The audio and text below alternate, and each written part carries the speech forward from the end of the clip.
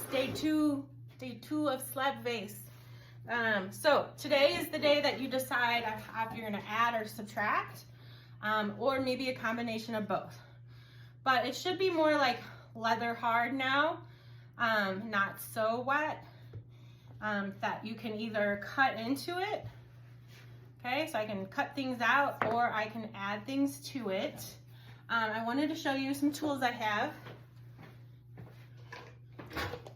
In this cup here, I have a bunch of different hole cutters. So if you were wanting to cut a perfectly circular hole in your piece, it just slides right through and you get a hole. So a lot of students do that. And then you could also then take what you cut out. So I could kind of smush this and then add it on.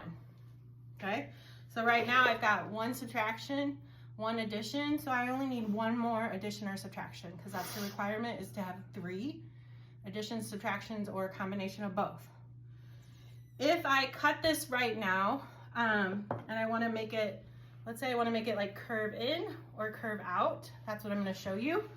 The other thing I think a lot of students like to do at this point is they like to make the height of it all even around, because as you can see, it's very uneven right now, which personally I really like that, but a lot of students don't. So you can take a ruler and kind of drag it along the top to kind of keep it even basically, and then you can just take your tool and slice off the top. And that's up to you. This does not have a height requirement, so you can make it as short or as tall as you would like, but then now you have a very even top to do with whatever you like. I also have extra clay that if I wanted to add this on, I could now add that onto my base. But if I'm wanting to make it curve in, you're gonna wanna slice kind of like a diamond or an oval shape. So I will just go ahead and slice it and then turn it around and show you here. Okay, so kind of like this leaf shape, I guess. And then you would score and slip inside, and then you push it together. And you're gonna see now it kind of goes in, okay? If I wanna make the other side maybe curve out, I would basically be adding this, okay? So now I'm gonna go in, I'm gonna slice, and this is right where my seam is, so I'm not sure what it's gonna look like here. But I wanna make it like about the same size here, so just to see how long this piece is. Okay, and then you just open it up.